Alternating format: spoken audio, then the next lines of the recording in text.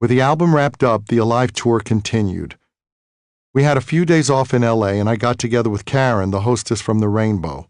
The band and I had reached a level of success that transformed my relationship with her into a physical one. I took this as a kind of validation. Now I really was a rock star of a different caliber. It was gratifying, and it seemed like a normal and logical evolution. I was also now in a position to rent luxury cars for my use, so one of the days in LA, I rented a 2-seater Mercedes and picked Karen up at her apartment to go for a drive up the coast. About 45 minutes on the road, it started to pour. That's when the reality hit me in the face, along with the oncoming rain, that I had no idea how to raise the top. We drove back to her place in the rain with the top still down, never speaking of the obvious. We were both soaking wet when we arrived, and I finally admitted the truth. After a quick laugh together, I got right to the most pressing issue. Do you have a hairdryer I can use? Near the tail end of the tour, we stopped in Hawaii. None of us had ever been there before, and now we had a gig in Honolulu and a few days off to spend there afterward. Sometimes I wondered how far would be too far. Were there things we shouldn't do? But at that point, the answer was no. It all seemed good, phenomenal even. Kiss radios, Kiss motorcycles, Kiss lunchboxes. As the money started to flow from Bill's merchandising concept as well as continued sales of Alive, I have to say I was impressed. It was exhilarating to hear about money going into our personal accounts. We still drew a fairly modest weekly salary and didn't take physical possession of the rest of the money, but we were told about it. Again, we didn't know much about what was going on. We didn't understand the various revenue streams, where they came from or where they went. None of it. Bill soon moved his office to an entire floor of a building at 645 Madison Avenue and ultimately rented another floor in the same building. Bill's marketing of the band's imagery expanded our appeal beyond a rock audience. One afternoon back in New York, I went into a jeans shop on 59th Street. The register sat atop a glass display case, and on the case was a sticker Bill had distributed to promote Destroyer that featured the fantastical graphic novel-style album cover image of the four of us painted by Ken Kelly. As I was poking around the shop, a mom and her little boy walked up to the counter. The boy, who couldn't have been older than 4, pointed to the image. "Kiss," he said. "Cool. We are more than a band." A band makes music, a phenomenon impacts society. And if a kid who had no idea about music recognized Kiss, weren't we a phenomenon? Not long after that, in May 1976, we jetted off to England for a 2-month European tour. To me, England represented the musical Holy Land. Everything I loved came from there. We even had 2 nights booked at the Hammersmith Odeon in London, where so many of my favorite bands had played legendary gigs. But nearly as soon as we landed, I hated it. We had become a big band in the United States. In England and the rest of Europe, we had to prove ourselves all over again. We were back at square one. Nobodies. Thank God for the fans. As we had seen back home when we started out, the fans in England were also rabid in their dedication to us. On the other hand, the food was horrible and the transportation archaic.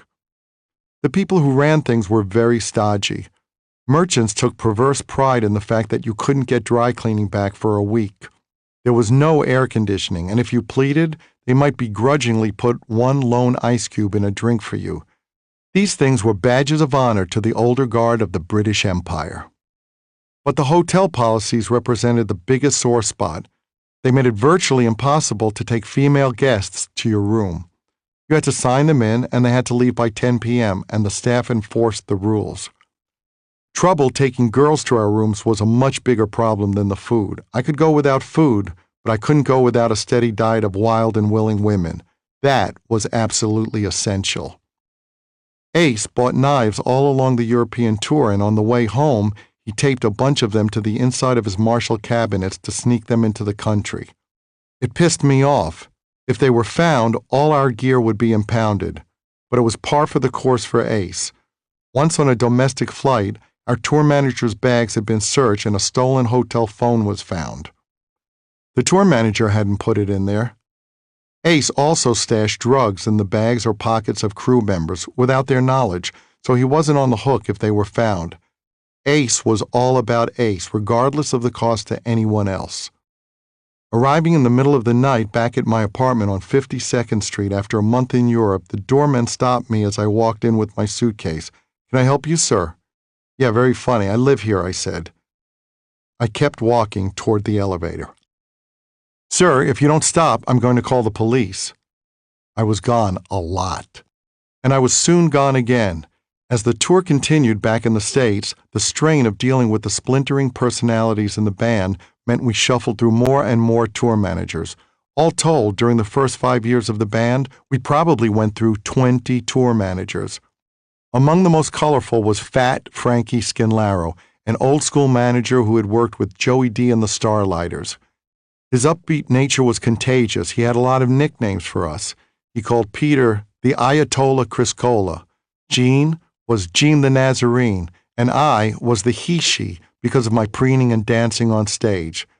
We'd begun to call Ace Baby Elvis because he was developing such a paunch. He ate a lot of potato salad, and in general, he ate with his mouth open. He said it aerated the food. It was like watching a cement mixer. Fat Frankie would do anything to get us laughing, and when he did, tensions within the band faded. He could be really self-deprecating too. He liked to say, "I may have a little dick, but I can make it spin."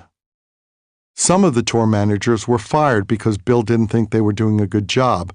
Most were ousted because of jealousies within the band. Each member wanted the undivided attention of the road manager, or at least a sense of favoritism. When one of us didn't get that, that person not coincidentally began to think the road manager was no good. A lot of them quit too. Even people who had worked with other bands couldn't deal with the growing friction in ours. It was just too trying to have 4 hyperactive, dysfunctional people demanding all your attention and, if they didn't get it, sabotaging you so you fell on your ass. Through all the changes in road managers and crew, the only constant was Bill. He had a way of diffusing tension and making each member of the band think he was his favorite. But Bill, too, was increasingly stretched thin. We made all the money, and now he spent most of his time dealing with these baby acts who never went far. And I was annoyed by the way Bill now seemed to believe that the formula for success was simple. Give a band a look and a logo, and they would become as big as Kiss. That was insulting. Bill and Sean's ideas had definitely helped us immeasurably, but our success wasn't so simple. There was more to us than a logo, platform boots, and makeup. Standing on the diving board is usually scarier than taking the dive, and sure enough, once on stage, I felt exhilarated. That first wave of force coming from people screaming and lights coming on is very powerful. Having multitudes of people focused on you and sending you energy creates an undeniable wave of force. That might sound like some sort of New Age concept, but the feeling is staggering. The entire show carried incredible emotional weight, but by the second song, I was home. I knew my parents were in the audience, and I couldn't help chuckling about it. Yep, that's my boy, the one in 8-inch heels and lipstick jerking off a guitar on stage. But I was proving something to them. They were wrong. This could be done, and I had done it. You see, I am special. And then a bottle came sailing out of the darkness and hit me in the head. I saw it at the last second and flinched just enough so it smacked into my head, next to my eye instead of in my eye. The glass cut me. I bled for the rest of the show. In some ways, it was cool, but I also felt hurt, not physically, but hurt that somebody would do that, and yet at the same time, I knew it wasn't done maliciously. I'd seen the impulse before. Fans wanted to touch you in any way they could, and here was someone touching me with a bottle. Our road crew, as devoted as they were, found the guy and beat the crap out of him. Still, it was the first time I felt vulnerable on stage. There was always a dark mass of people out there while I was in the spotlight, and now I knew I really could get hurt. For the first time, it occurred to me that the fourth wall could be knocked down by them instead of by me. We had about a week in New York around that gig at the Garden, and once again I was confronted with the fact that I didn't have any real life outside the band. Most musicians I knew wanted to talk about equipment, stuff I could give a rat's ass about. I thought there was so much more to the world, even if I was still learning what that could be. I like to talk about music, but on a historical level, an emotional level, not a technical level. I spent a lot of time dissatisfied because I didn't have friends to talk to about things that might be stimulating, educational, or enlightening. As far as the women I hooked up with, I knew it wasn't about deep conversation. I chose them because of what I thought other people would think and because of what I hoped I could convince myself. I must be somebody worthwhile because this beautiful woman wants to be with me. It was all about bolstering my sense of self. Being with someone to make myself feel better always meant being with a woman others wanted, a woman others envied me for having. Thankfully, I managed to meet some women who, besides being beautiful, were also smart, funny, and well-read. But even with those women, I had little to offer in terms of a relationship. I wasn't open, and I wasn't going to give anything of myself. So it was more or less two people trading services. Though it was hard for me to articulate, all of this made me feel even more isolated than I already felt. I remember one woman coming to my apartment and starting to get itchy for cocaine after a while. She apparently had a major habit. She began to get dressed to go out and score some blow. "I'll come right back," she said. "If you leave," I told her, "you don't come back." You can be with somebody and still feel alone. For me, actually being alone was worse. One evening, I drove my burgundy Mercedes down to a hip restaurant and bar, one of those places that was known as a hangout. I pulled up to the curb near the entrance on 5th Avenue and 11th Street and then sat in my car. I wanted to go in, maybe talk to some people, hang out, but I froze. You can't go in there on your own. I didn't know anyone. I couldn't risk being in a situation like that. I couldn't make friends. I couldn't hang out. The Star Child? Yes, of course he could, and even the version of the Star Child I could muster at parties put on by promoters or radio stations or our own management. Those were controlled situations. People in that context expected the Star Child. I depended on being the Star Child to interact with them. I depended on presenting a likable persona and hid my real self, the one-eared kid from Queens who still didn't believe anyone could really like him and wouldn't know what to do if someone did. Who am I? Where do I belong? I was supposed to be a big rock star, and there I was paralyzed in my car outside a restaurant, afraid to go inside. The contrast between how I was perceived and the reality of my situation could not have been more stark. Who would believe this? With a last look at the entrance, I pulled away from the curb, drove around the block, and steered the car back uptown to my apartment. I didn't have the basic skills to function in a setting like that. Most people were petrified by the idea of going on stage, not me. Whatever emptiness or insecurities I had waited at the side of the stage. I lived for those moments. I wanted the crowd to love me because I still hadn't learned to love myself enough to get over the most basic social phobias I harbored off stage. When are we going back out on the road? Mercifully, we headed back out soon, and by March we found ourselves touching down in Japan in a Pan Am 747 amidst a Beatles-like furor over the band. In fact, it was the Beatles' records we broke for attendance at the Budokan in Tokyo. The magnitude of our stardom in Japan was astounding. We had arranged to pass through customs and immigration in full makeup and gear. We had it all with us on the plane and got ready when we were within a few hours of landing. But we arrived late, and the official who was supposed to be there to smooth everything along had already left. Without him, we had to remove our makeup before they'd let us in the country. After they verified we were the people in our passport photos, we did the quickest makeup job we had ever done and then walked out to find thousands of fans waiting outside. It was pandemonium. Once we got into our cars, people swarmed over them like locusts. I got nervous and claustrophobic. "Smile," Jean said calmly through clenched teeth. We spent the next 2 weeks attending lavish parties and making regular visits to Japanese bathhouses. The bathhouses employed women who seemed to grow extra hands and limbs once your clothes were off. If I could do to myself what they did to me, I would never leave home. After the last show, we flew back to Los Angeles.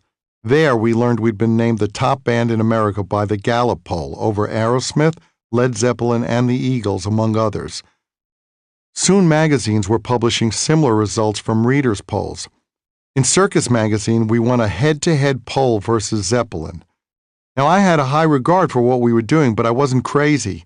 I didn't see us in the same league as Zeppelin.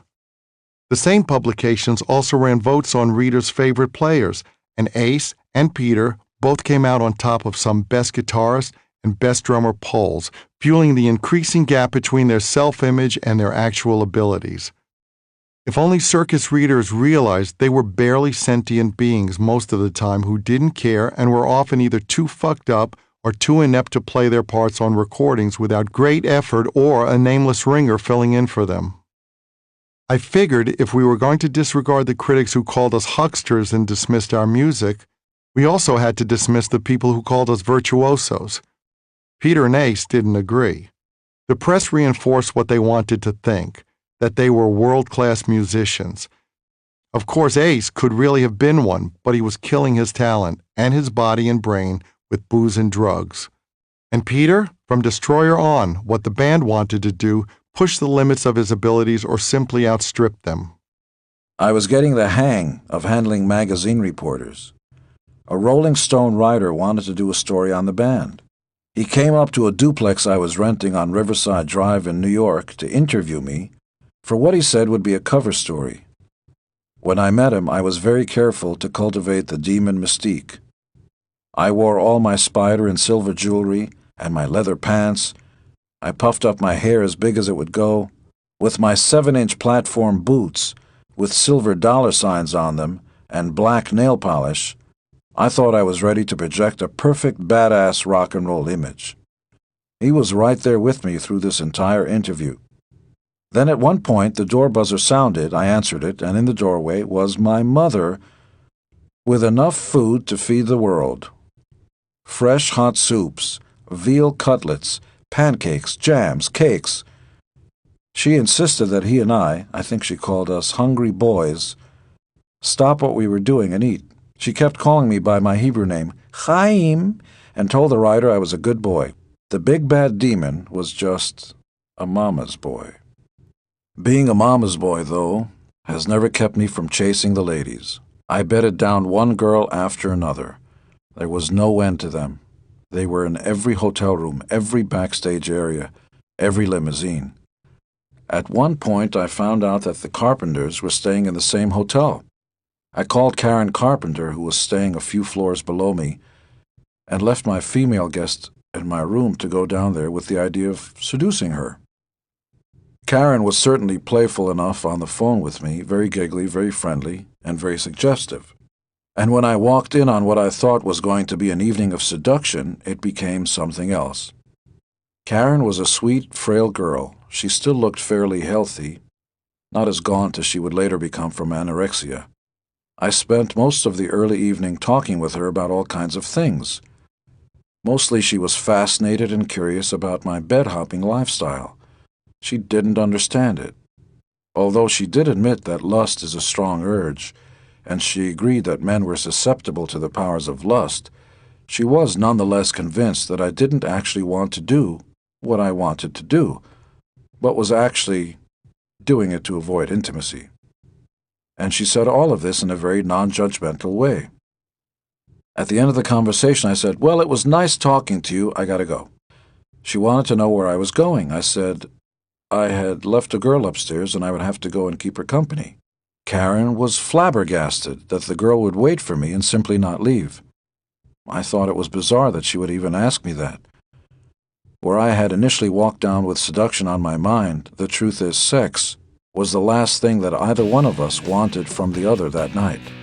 Maybe because of that, the experience has remained in my mind all these years. So you've been to the market, and the meat looks good tonight, and the ladies in waiting will show you what it's all about. Our lifestyle changed drastically after Destroyer, especially after the boost from Beth. I bought houses for both my parents, even though I hadn't seen my father since he left me as a child in Israel. Paul did likewise for his folks. But Ace and Peter lived at the edge. They bought many cars and lived in many houses. At one point, Ace built a home recording studio with poured concrete, then found he couldn't use it because his neighborhood wasn't zoned for it. Between them, They cracked up or crashed at least 10 cars. Mercedes, DeLoreans, you name it. The funniest one was Peter crashing in his garage. The fire department had to come in with the jaws of life to get him out of his car in his own garage.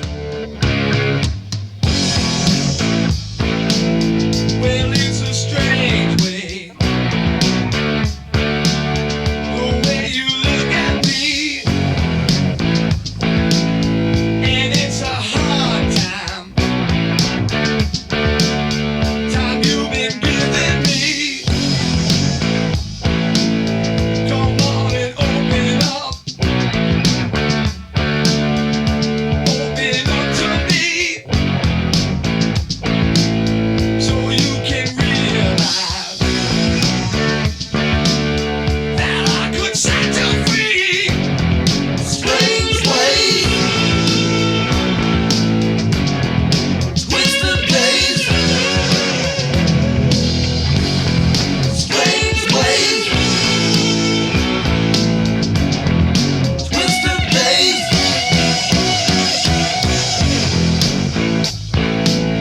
Well, it's a strange place that you've been living in, and it's a strange time you've been delivering. I think I like it, but I'm not really sure. Don't wanna fight it, just wanna feel some more. Strange ways. Another part of our lifestyle changed too. As I have said, we always had plenty of women on the road, but now we had the means to treat them like queens. Twisted days. And that caused problems in our personal relationships. There are some hilarious stories about Peter. I had a liaison with a girl, and then Peter fell for her. They saw each other for a little while, and then Peter brought her phone number back home. His wife was a jealous woman and was brighter than Peter.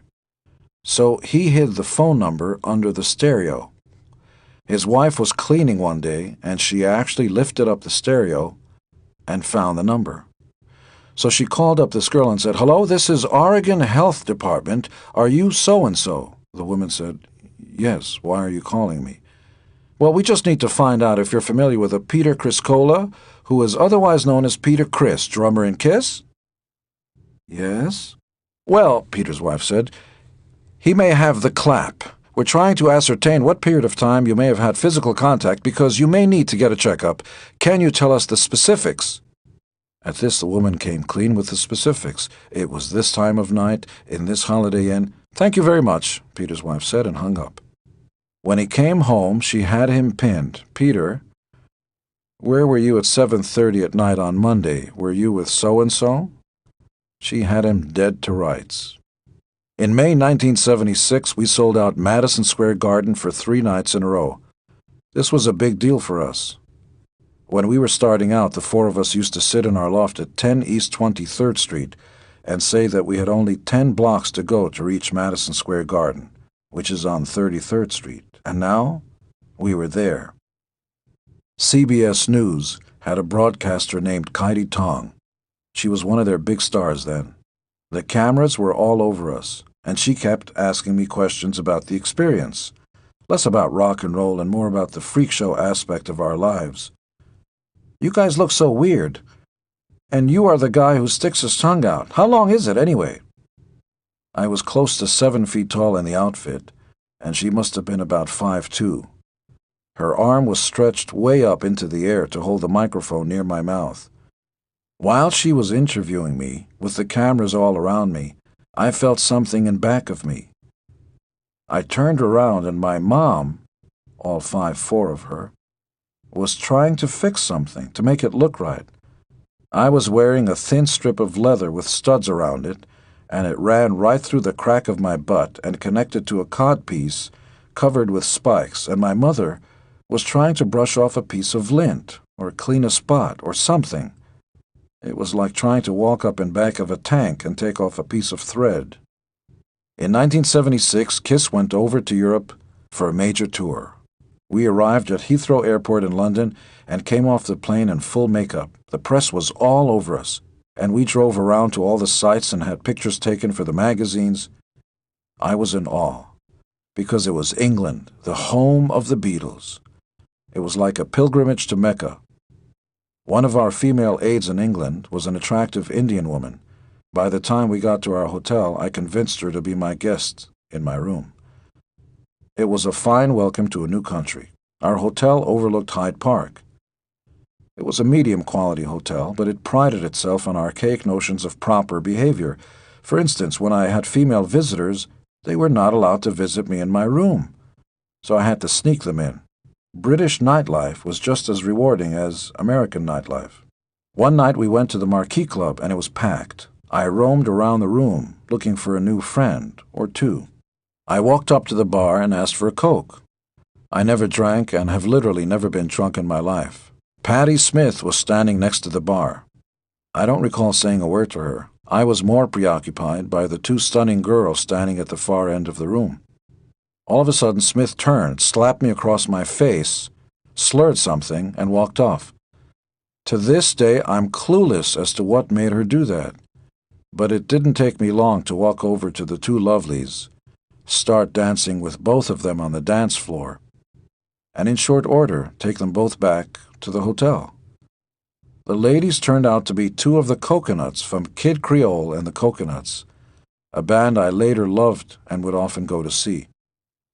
The evening at the hotel began hot and heavy. We were apparently making quite a bit of noise because there was a loud knock on my door. It was Paul. "Didn't I realize," he said, "that it was the middle of the night? Couldn't I keep the noise down?" I apologized, came back in, and the girls and I moved the bed away from the wall, put the mattress on the floor, and continued on with our business. It was probably 5 in the morning when we all became ravenously hungry. I ordered a feast. It came up in a surprisingly short time. But I had inadvertently given the wrong room number, and the hotel delivered all the food to Paul's room. He was by that time in no mood to joke. From then on, Paul insisted he never wanted the room next to mine. I'm flying in a 747. I'm passing by the pearly gates, and I'm coming real close to heaven. And my guitar just can't wait. It just can't wait. And France really had the chance. Yeah, there was plenty romance. I've been to England too. There wasn't much to do. One thing I know is true. The rest of Europe wasn't quite as fulfilling as England. For starters, the accommodations were different from what we had come to expect. European hotels weren't like American hotels. They were smaller, and the plumbing didn't always work the way it was supposed to work. Also, Alive wasn't selling well everywhere. So in some countries, we felt like we were starting all over. In some places, we packed arenas, and in some places, we played to mostly empty houses. France didn't have a strong rock and roll tradition. Even to this day, it hasn't produced rock stars of any consequence. At times, it was extremely frustrating. But for every France, there were places like the Scandinavian countries, which were wonderful. Wonderful crowds, wonderful fans, wonderful girls. German was really neat. Japan had much to eat. And Denmark was great, but I just can't wait. Rocket in the USA. We were thrilled with our newfound fame. It was what we had spent years working toward. Our families were thrilled for us, but even at the peak of our fame, we were isolated from the rest of the rock and roll world. We never appeared on other people's records. We never hung out. There was something solitary about us. This, too, was taken from the Beatles. When the Beatles played, nobody else belonged on that stage. If you were in the Stones, Tina Turner or whoever else could jump up on stage. But if you were in the Beatles, it was only the Beatles. That was how I felt about my band. If I went to see my band live, I didn't want to see anybody else step up. So we were like that. And through the years, everybody said, "Hey, let's go jam." We didn't jam. We didn't hang out before or after the show. For me, at least, it was always about chasing skirt. I couldn't have cared less about another guy playing guitar. I wanted to know who would share my bed that night. Also, at a time when movie stars often sat in the front row of rock shows, we never attracted any other celebrities. I have since learned that almost everyone in the world was a closet Kiss fan. Jimmy Buffett wrote a song called Mañana, for example, where he said, "You've never seen anything till you've seen a sunset. You've never seen a rock show until you've seen Kiss." Cheap Trick wrote Surrender about mom and dad rolling around on the couch with the kids' Kiss records. Every day of the week, I meet someone who's a Kiss fan, whether it's Garth Brooks or Lenny Kravitz. I have created a character named the Demon, who's a WCW wrestler and uses the Gene Simmons makeup. Last year, I got a request for an autograph from a 5-year-old kid named David. His father requested it, actually, and asked if I would please make it out to David from the Demon. "Do you want me to write Gene Simmons?" I asked. "No," the father said. "He doesn't know who Gene Simmons or Kiss is. He only knows about the Demon, the wrestler." The monster has become the star.